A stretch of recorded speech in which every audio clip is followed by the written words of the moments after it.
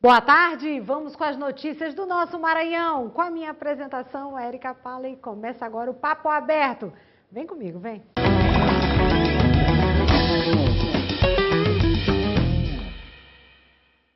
Sextou, minha gente! Sextou com muitas notícias, né? Eu vou já falar da greve. Tem greve? Não tem greve? Tem ônibus ou não tem? Muita coisa boa, inclusive a vitória do Vascão, hein? Vamos já mostrar aqui para você. E aí, falando de um assunto que impacta diretamente, né? A gente vai começar logo falando sobre isso. Um assunto que impacta muito o orçamento das famílias. A cesta básica ficou mais barata em várias capitais do país. Uma redução que traz alívio para quem vai às compras e enfrenta aí os aumentos dos últimos meses. Acompanhe a reportagem. O aposentado Cândido Souza frequenta a Ceasa e os supermercados toda semana. Ele tem percebido uma redução nos preços ao longo das últimas semanas. É nítido a gente ter observado que nos últimos tempos para cá houve uma queda, digamos assim, favorável, né, ao consumidor, onde todos os produtos, não só o tomate, a banana, como outros itens também da cesta básica, é necessário e no momento faz bem para o bolso, para a economia.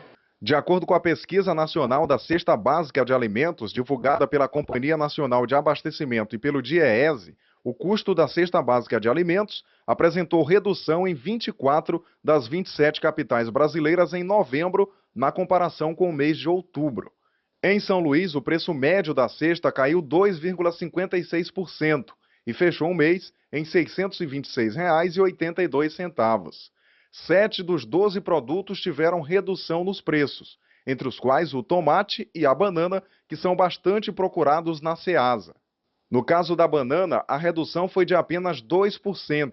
Por conta disso, os feirantes não conseguiram passar preços mais baixos para o consumidor.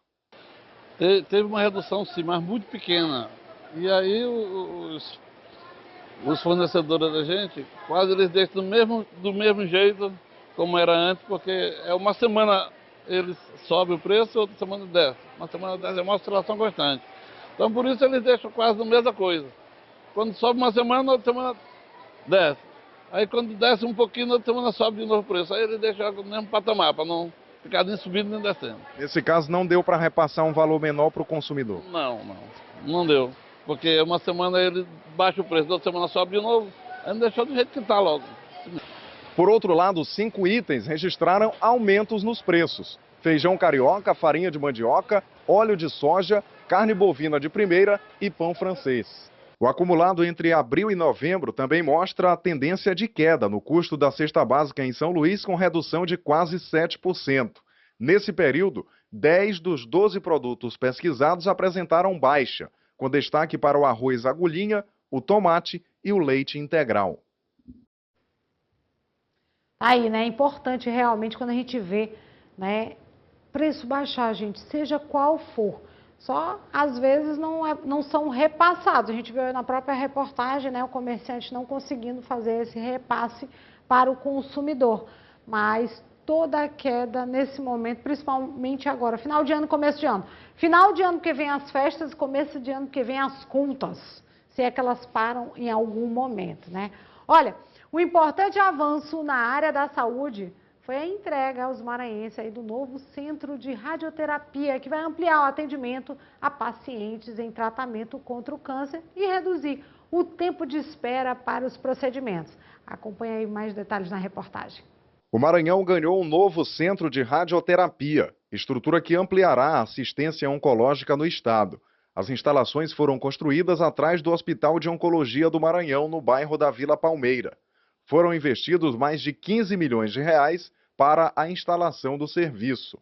O local contempla área administrativa, 3 consultórios, 3 leitos de observação e um leito de estabilização, além do setor de radioterapia e do setor de braquiterapia.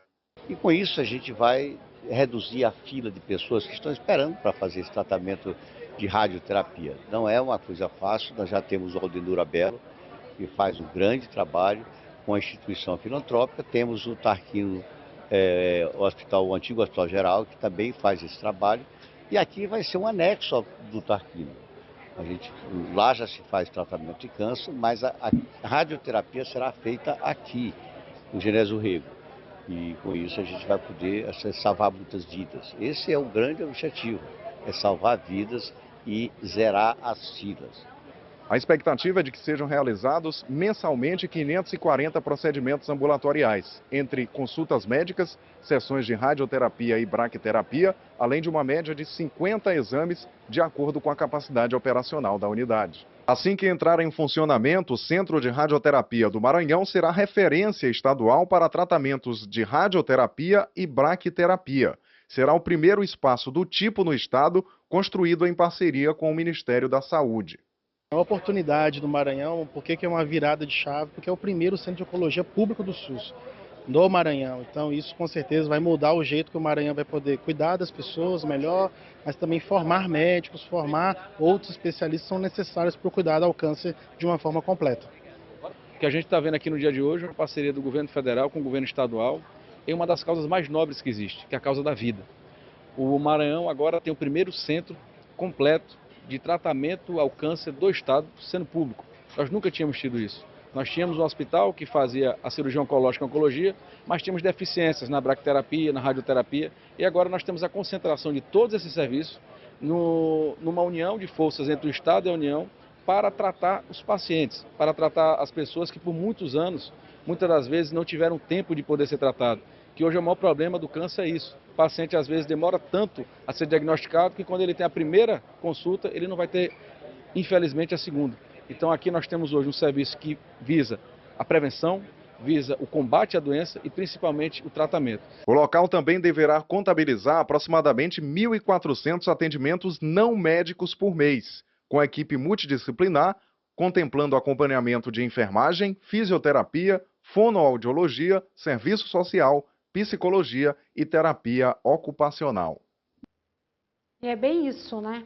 Quem já esteve acompanhando algum paciente oncológico ou que já passou pelo câncer sabe muito bem que o tempo é fundamental. E aí, chegando um novo centro, acaba ajudando muito para que isso não aconteça.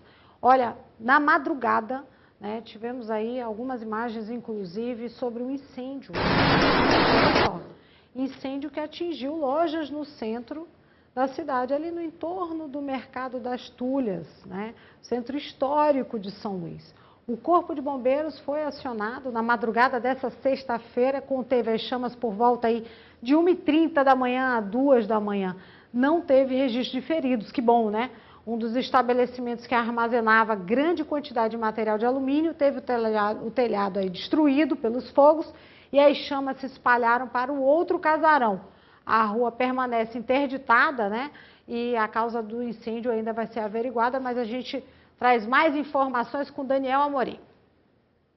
O incêndio atingiu no início da madrugada desta sexta-feira 2 casarões que ficam no centro histórico de São Luís, nas proximidades do Mercado das Tulhas. Segundo relatos de lojistas, a ocorrência teria começado em uma loja de ferragens e trouxe um grande cenário de uma fumaça densa, né, que acabou preenchendo toda a região aqui próxima ao Mercado das Tulhas. Sobre o assunto, a gente conversa com o Major Veiga, do Corpo de Bombeiros, que fez parte da equipe que combateu essa ocorrência. Major, queria que o senhor explicasse para a gente, por favor, inicialmente, qual foi o cenário que vocês encontraram aqui e como é que funcionou esse combate.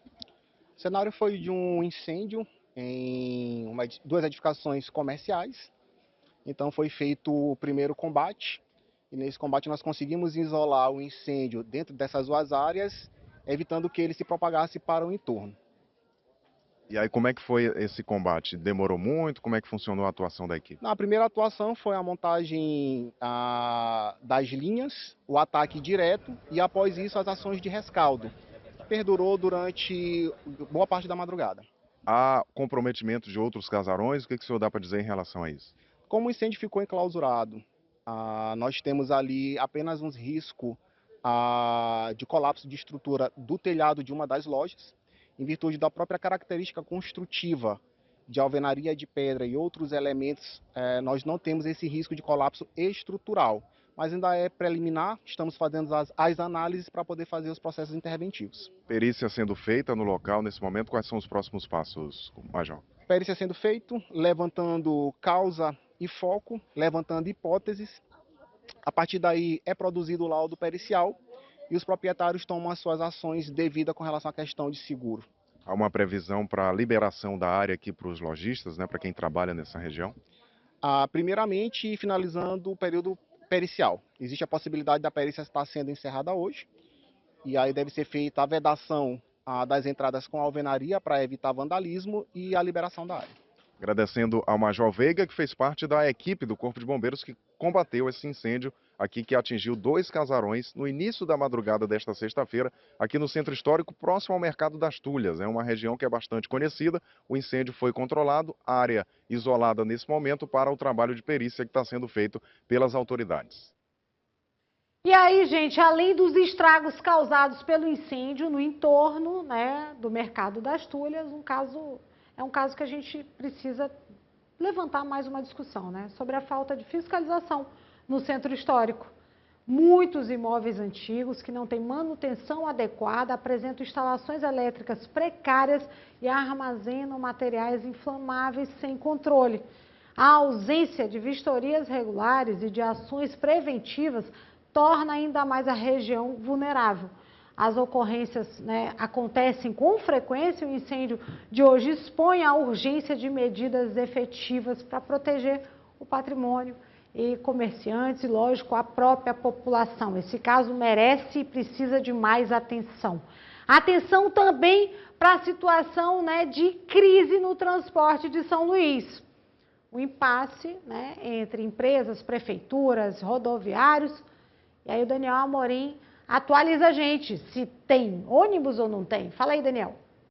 A possibilidade de greve dos rodoviários para esta sexta-feira não se confirmou.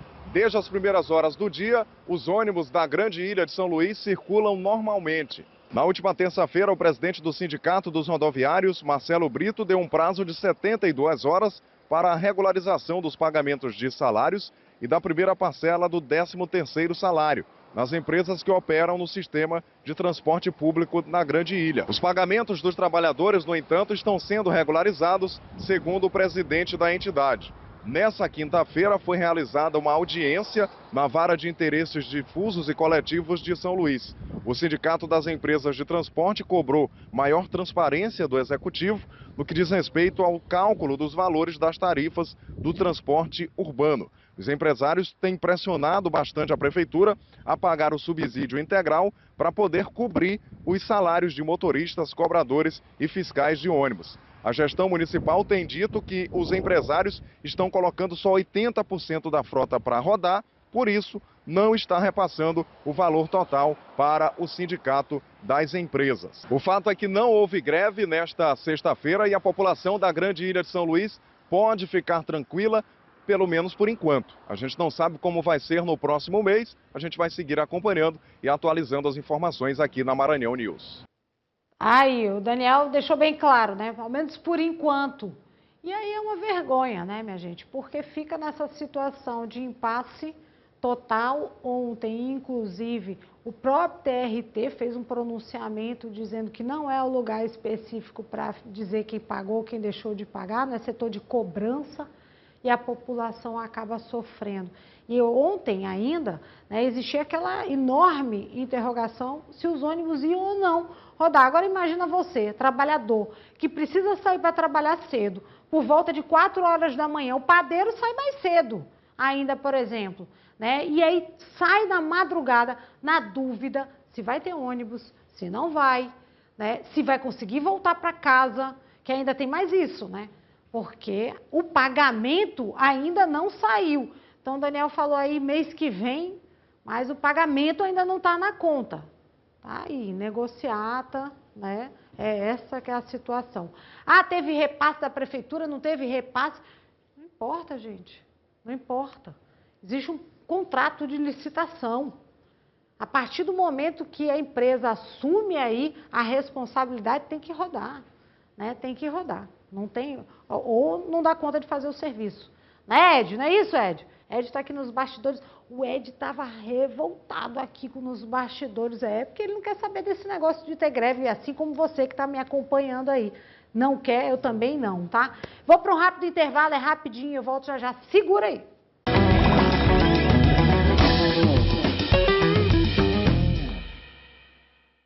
Voltamos, minha gente, voltamos. E olha, o Ed, que eu falei ainda há pouco, né? Ele é músico também. E eu já estou deixando aqui o convite para que na próxima sexta-feira ele mostre para a gente, né, os seus dotes aí na música e venha, por favor, né, terminar a nossa semana da próxima, já que ele não veio hoje preparado, né, na próxima semana ele vem aqui mostrar pra gente essa música, viu, Ed? Por favor, tá? Já fica aqui. Aliás, eu acho que a gente precisa fazer isso, viu, Janilson? Toda sexta-feira, terminar sempre com música. O que você acha?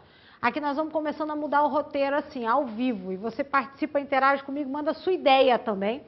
Se tiver, né, alguma coisa que você queira assistir, acompanhar ou mostrar na sua rua, no seu bairro, pode mandar nesse telefone que está na sua tela aí. O DDD é o 989-9155-5656. Interage comigo, eu te respondo. Eu vou te responder, sou eu mesmo que vou lá, respondo um por um, sempre no nosso WhatsApp. Então, pode dizer, Érica, ó, falta água aqui na minha rua. Olha, Érica, aqui a gente está precisando de policiamento. Pode me mandar que a gente manda uma equipe, senão eu chego aí na sua casa, tá bom? Olha, acidente com vítima fatal em São Mateus. Não observou a faixa contínua. Vamos ver, solta aí pra gente. Manhã de sexta-feira, 7 da manhã, a gente está aqui no local acompanhando aqui a movimentação do acidente. Aqui, para você se localizar, fica bem próximo ao posto mais do povoado Morros. Ainda a situação é a mesma. A vítima ainda ao chão ali, com alguns papelões, né? Aguardando aqui o trabalho da polícia. Está ali o veículo Polo, que estava sendo conduzido por ele. Segundo a informação, era emprestado o veículo. Segundo informações, ele veio até o posto comprar alguma bebida, algo parecido, segundo a informação, e teria vindo até a margem da rodovia e feito aqui uma conversão na rodovia, no momento em que vinha uma van, desse sentido aqui que vem esse carro, veio e se chocaram bem aqui, ó. Inclusive, a pancada da van foi justamente naquela lateral, e a van do cidadão de passageiros que faz todos os dias viagem para São Luís está lá na frente, aquela van de cor branca. O motorista da van está bem, todos os passageiros também estão bem, porém, infelizmente, resultou na morte desse cidadão identificado como Antônio Filho, segundo informações aqui do povoado São Benedito. Olha, eu coloquei ontem o vídeo, né, da Jéssica da PRF pedindo mais atenção, falando de chuva, pista, né, escorregadia, mas a gente precisa ter um mínimo de atenção.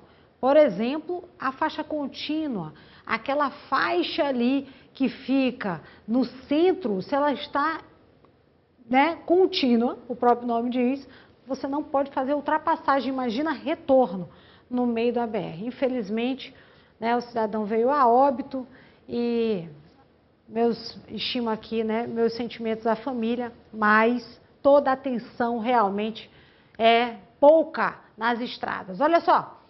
Mudando de assunto e falando de gols, coisa boa, né? Eita, ao menos para os vascaínos. Os secadores de plantão estavam lá todos ligados, mas vamos ver agora os gols do clássico, né? Em Vasco e Fluminense. Vasco, time da virada, né? Nos acréscimos. E saiu aí depois do Fluminense sair na frente, acabou tendo um empate depois da virada emocionante, histórica, com muita atenção até o fim. Confira aí os gols.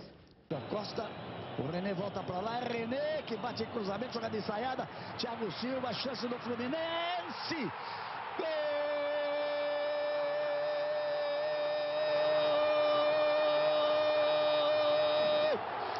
do Flu, Kevin Serna, número 19. até nós estávamos esperando a cobrança do Lúcio Acosta. A bola enfiada na cabeça do Thiago Silva, voltou no Serna, soltou a bomba de direita. Ele encarou o Samuel Xavier, fez o cruzamento. Olha a chance, olha o gol! Olha o gol! Olha o gol! Olha o gol! Gol!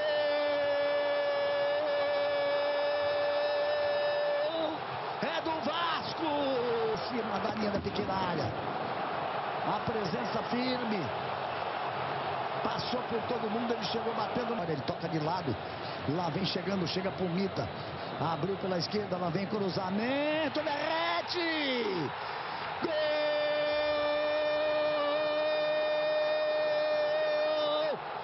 Do Vasco! Com o Andrés Gomes, ele fez a fila, ele bateu rapidinho, chegou no Pumita abriu lá pela esquerda, lá vem cruzamento. O Verratti em posição legal, ele mete a cabeça na bola, ele sabe exatamente onde ela vai cair, o momento que ela vai cair. Aí o Vascão venceu a primeira, tem uma vantagem boa para o jogo de domingo, mas eu sempre digo o seguinte, jogo de decisão, e quando a gente fala em clássico, então o jogo é jogado dentro de campo. Vamos ver o que acontece aí na próxima partida. Eu ainda acho que o Vasco vai ser campeão da Copa do Brasil. Acho que passa Vasco e Corinthians, e aí eu acho que o Vasco acaba conseguindo, né, levar. Não estou achando por mais nada, é só por uma questão de como as partidas estão se desenvolvendo, tá bom? Vamos mudar para o futebol maranhense, gente? Motoclube, hein? O Papão do Norte, até que enfim, tem que botar aquela música, aleluia, aleluia. O Motoclube logo no final. Que é isso? Demorou muito, hein? Demorou, mas saiu. Tá aí. Novo elenco do Motoclube, sem grandes nomes. Expectativa, se tinha o torcedor, expectativa de aparecer aqui grandes nomes, não, mas bons nomes, digamos assim. Carlos Brito no gol, hein? João Siriaco, Marcos Vinícius e Isaac, zagueiros Denilson, né? Neto e John, laterais, direito Lan, Jadiel, Marinho, esquerdo Gustavo, Ian Nascimento e Cauã, volantes Hudson, Lucas Santelena, Patrick, Cauã e Neto Maranhão, no meio campo, temos aí Atos, Gotinha, né, nomes já conhecidos, atacantes Júnior Barbosa, Bacurau, destaque para o Bacurau aqui, Matheus Lúcio e o Arlen, que eu vi começar lá na base também, Jean, Jefinho, Fábio e Everton, atacantes tem bastante, né, meio campo acho que o Moto ainda vai, lógico que o Motoclube ainda vai precisar contratar, né, isso aí é uma coisa que ninguém vai questionar, que o Moto precisa contratar, principalmente pensando aí numa Série D. E eu sempre falo que quando o foco é o campeonato estadual. Lógico, tem que ter o atrativo. Para trazer atleta para a Série D, o interessante já era contratar agora, né? Não apareceu esses nomes, ao menos de reforço, digamos assim. Não estou desmerecendo ninguém que está nesse elenco aqui, mas já estou alertando que para uma Série D precisa haver um casco. Acho que o próprio treinador Jairo Nascimento, né, que foi confirmado depois que a gente já falou, tipo, uns 15 dias depois foi confirmado, né, pelo Motoclube, até porque ele ainda estava, né, em atividade, uma questão de ética, enfim, ninguém questiona isso, mas o Jairo tem esse conhecimento e tenho certeza que ele sabe que ele precisa ter aí mais liberdade na contratação. Vamos ver como acontece, porque o Moto está passando por uma situação financeira complicada. E a gente sabe disso, mas precisa superar, precisa ir atrás de investidor, precisa ir atrás agora, né, de um patrocinador para poder fazer esse elenco, né, mais forte, pensando aí no Campeonato Maranhense, focando realmente em resultados e já almejando aí uma Série D. 12h27, e eu vou falar de quem está há mais tempo trabalhando, né? Marcinho Guerreiro, que tem 80% do elenco, fará jogo treino contra o São Luís amanhã. E o Marcinho avalia, né, essa pré-temporada do quadricolor. A avaliação está boa, uma porcentagem de 60% já, né? Até a estreia a gente vai estar aí bem melhor, né? A gente vai ter esses 3 amistosos, Isso é muito importante para o grupo, para ganhar ritmo também, né? E os jogadores se conhecerem melhor. Mas os trabalhos estão muito bem, estão muito bons também, né? A gente está feliz do que o grupo tem produzido, tem performado. Então, assim, estamos tranquilos sobre isso.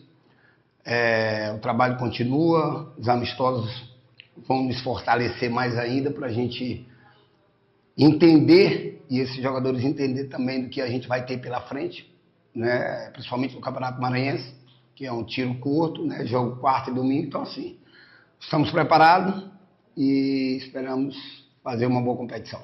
A gente ficou com 80% do grupo e isso é muito importante, né? A gente fomos buscar algumas peças pontuais, porque perdemos algumas também. Então, alguns jogadores que conhecem o nosso trabalho, que conhecem a nossa filosofia de trabalho. Então, assim, esses jogadores que estão vindo também vão acrescentar muito. E falar em identidade, a gente vamos continuar. Um time intenso, um time jogando para frente, um time competitivo, e com certeza a gente vai fazer um grande ano novamente. Eu acredito muito, viu, no Maranhão Atlético Clube, apesar das perdas, né, que teve no elenco, eu acho que a base conseguiu continuar. E a permanência do próprio Marcinho Guerreiro é um sinal positivo para a continuidade do trabalho.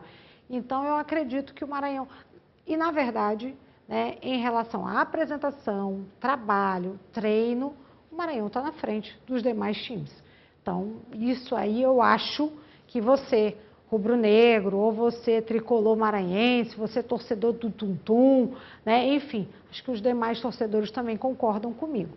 Quanto mais trabalho, quanto mais tempo você antecipa, você pesquisa a área médica, encaixa a equipe, faz mais jogos, treinos, amistosos, assim como você desejar, né, falar, acho que acaba a coisa encaixando melhor e funcionando, a engrenagem é melhor do que você trocar o pneu com o carro andando, né? Finais da Copa Cinquentão e Copa Batom, movimentaram, sabe aonde? O sítio de Vitor Hugo, lá em Nina Rodrigues.